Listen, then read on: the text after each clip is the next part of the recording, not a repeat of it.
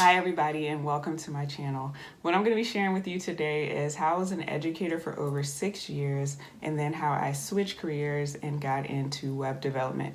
I'm going to show you how I did it with no boot camps and resources that I used and kind of some mistakes that I made, and so that you don't make the same mistakes. Let's get started.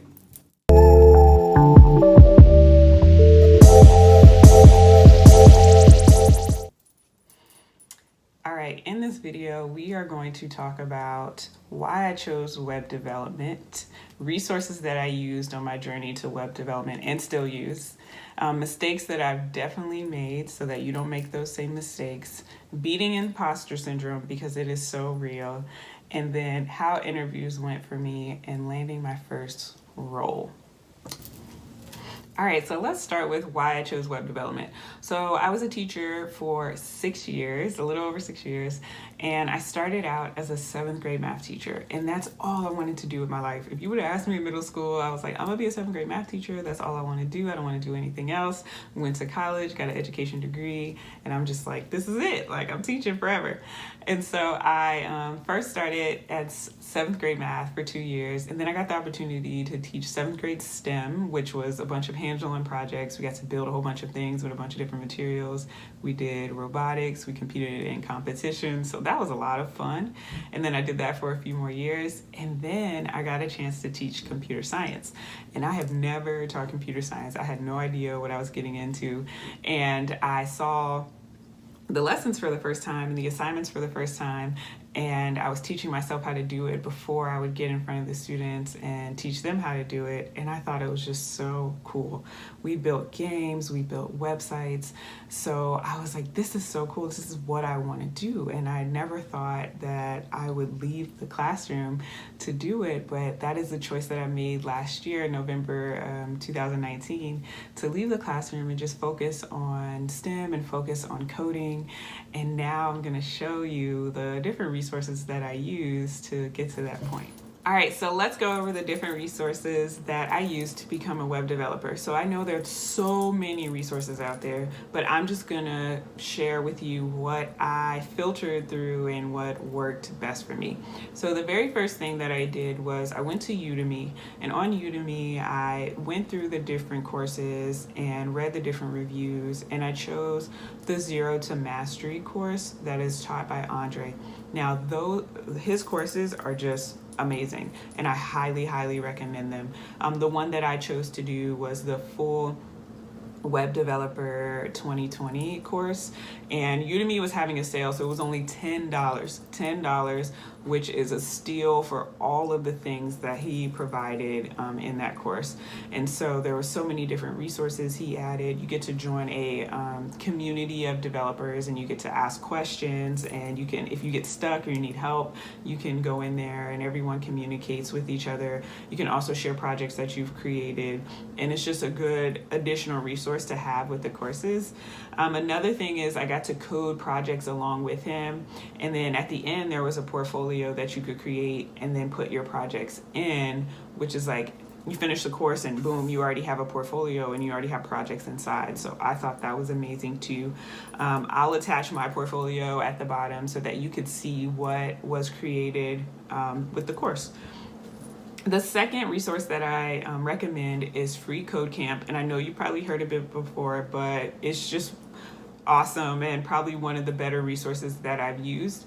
It's just easy to navigate, easy to use, everything is well explained, and I just, like, after the Udemy courses, I would just go on Free Code Camp and then just practice to reinforce what I was learning in the Udemy courses. So I would definitely recommend Free Code Camp as well.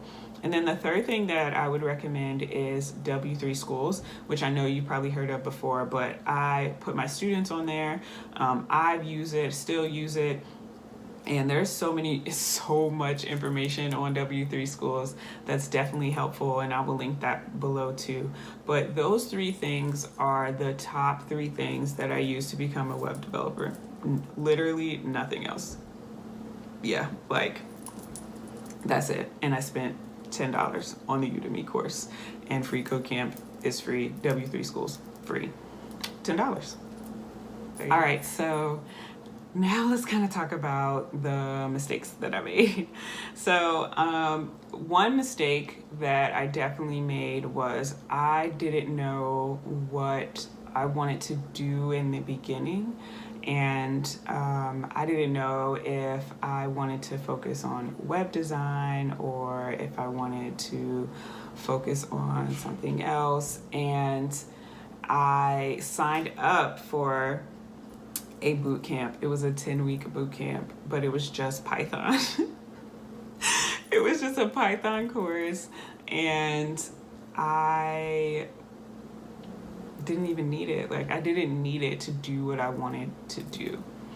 And that was definitely a mistake. Not to down the boot camp or anything like that, because some people might have needed it for whatever reasons, but I wanted to do web development. And of course I could use Python, but to become a web developer, I didn't need to take that course. And I could have just used the Udemy course and the free code camp and W3 schools, like I was saying before, instead of doing this boot camp. So I recommend that you figure out what kind of way you want to navigate into development, and find the resources that align with that, so that you don't waste time 10 weeks in a course that you don't even need and you're not even using currently. So yeah, don't do boot camps, especially if you don't even know what you want to do yet. Don't do it. Just go onto your free sites and see what you like to do first, and then what kind of fits with you, and then continue to search for resources that kind of go along that path. Don't just jump into any boot camp like me. Don't do it. All right, the next thing that I want to do is talk about imposter syndrome. Now, I dealt with imposter syndrome, still kind of do a little bit, but as you're coding, it can be intimidating to see other people's projects, or see other roles that people are in, or see things that people are creating and doing, and you're just like, oh, I can't even put a picture on a page. You're just super stressed and think you totally suck, and you absolutely do not. I'm here to tell you, you are doing great. You are doing amazing. Just continue to practice, keep just pushing, and just even as a web developer, I'm still looking up stuff. There's literally no way you can memorize absolutely everything to become a web developer. It's just not going to happen. So I'm continuously looking stuff up, continuously seeing what's best for this, what's best for this project, what's best for this project. Just breathe. Don't be so hard on yourself, and just continue to practice and continue to learn. And that's just the way that it's going to be. Even as you get a web developer role or whatever role that you want, you are still going to be still learning and still looking things up, and just it's fine. Literally, it's fine. You are fine. And just don't doubt yourself. If you're putting in the work and you're creating the projects and you're practicing, just continue to do what you're doing and have faith in yourself. And yeah, just put yourself out there and just continue to learn.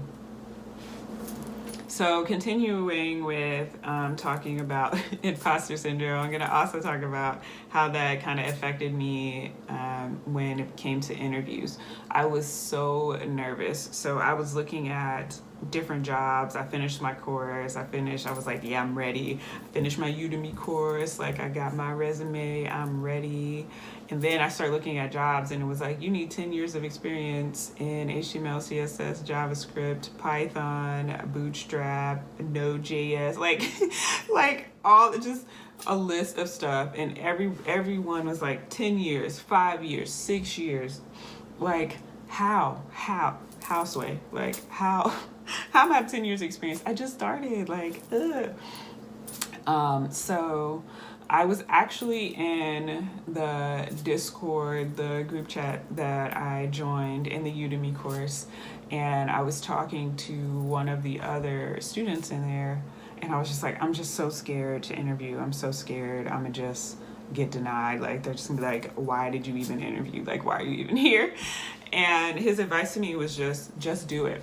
And I'm gonna pass that advice on to you as well. Just do it. Just apply. Just do it. If you don't get the job, it's literally fine. And you will learn so much about what you need to know in order to be successful wherever you are, because it kind of depends. So, like, for example, around me, most people are looking for web developers that know React. And so when I did my first interview, I applied. I was like, I'm just going to do it. I applied and I got on the phone interview, and he's asking me about HTML and CSS. And I was like, cool. And he asked me some JavaScript questions. I was like, cool. And then he was like, do you know React? And I was like, yeah, I did it in my course and stuff. And he got to the questions, and I was like, it was like crickets, and I started sweating, and I'm just like, I don't know.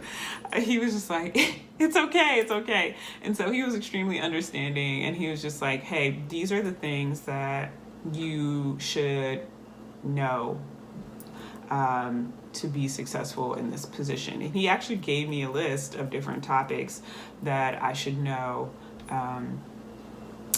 in order to be successful in that role. And I would have never got that list, or I would have never known if I would have never applied for the job. So going through that interview process was the first time I actually got to see what it was like to have a coding interview, because I'm used to education. So I got to get that experience. I also got to get feedback and see, okay, hey, I actually know how to do these things, and these things I need to go ahead and focus on and keep practicing. And so that is valuable knowledge. Like, I would have never known if I wouldn't have taken the chance to apply for these different positions. So continue to apply. I went through different interviews, a bunch of different interviews, didn't get them, but I definitely learned so much about myself and what I needed to continue to practice, and what I needed to continue to work on, and what I already knew already. So I push you to just apply, get the experience, see what it feels like to be in a coding interview, see what it feels like to get the feedback, and see what you already know and what you're doing pretty well at, and then see what you can continue to work on and get better at. It's just feedback, and you will be fine, I promise. So just push yourself, go out there and do it.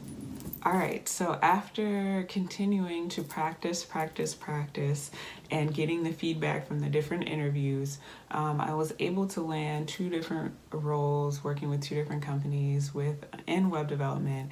And I just am super excited that all of my hard work is paying off, and that I'm still learning and still practicing. And I just want to say to you guys, like, don't be hard on yourself.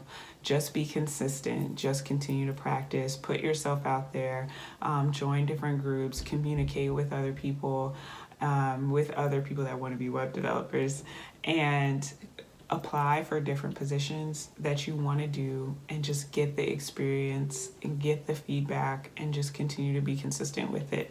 And thank you for listening to my story, and please subscribe to my channel, and you can see different coding tutorials, different coding activities, challenges that I post every Thursday. Have a good one.